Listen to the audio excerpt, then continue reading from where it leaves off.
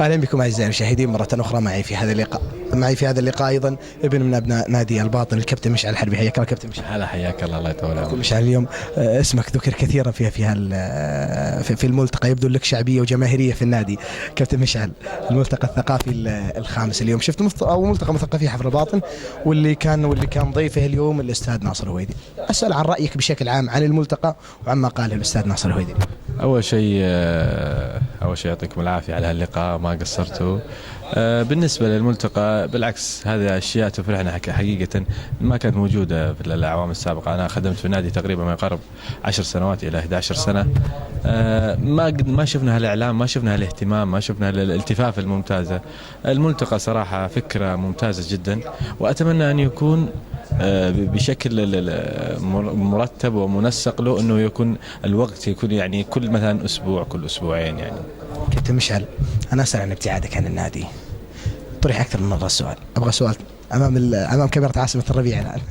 حسب ابتعادك عن النادي. والله شوف، اول شيء دائما الشخص متى ما عرف متى يبتعد ومتى يستمر. انا يعني وصلت الى مرحله اني ما اقدر استمر حقيقه. انا ما عطائي للنادي ما راح يكون مثل عطائي الاول. دائما الواحد يخاف على ما كان يقدم فعلا. يعني لا تنطر اللحظه اللي يبعدونك عن النادي فيها.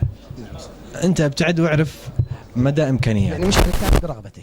اتكلم عن الابتعاد عن الملاعب كلاعب.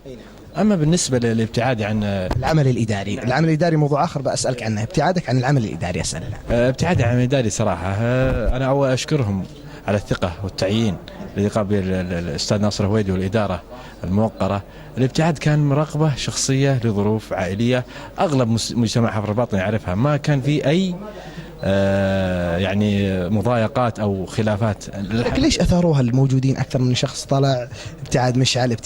ممكن ان تكون ماده اعلاميه دسمه، ما ودي اقول الكلام هذا، لكن انا اقول لك الحقيقه. انا اللي طلبت من الاستاذ ناصر باني كان صار يعني في رمضان كان عندي يعني صار عندي تنويم بالولدي، كان تعبان شوي. هذا الصحيح والحقيقه. لكن باختصار يعني علاقتك مع النادي متينه الى لا الحمد انا موجود، ومتى ما استطعت اني اخدم النادي بالعكس راح اعرض انا خدماتي على النادي. لكن اليوم هذا نادينا بالنهايه. كابتن مشعل، اليوم ذكر نقطه جميله الاستاذ ناصر الهويدي، تكريم اللاعبين القدامى للنادي.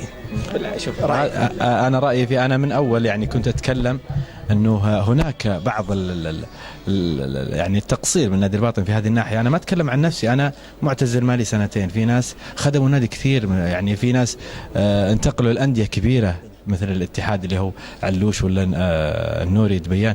يعني في لاعبين كثير، معليش انا ما ودي اذكر اسماء، لكن الواقع يقول انه في ابتعاد. لا انا ليش ما يعني مثلا اخلي يعني المعتزلين هم يخدمون في النادي؟ هذه اللي سمعنا. بالعكس اطلع دورات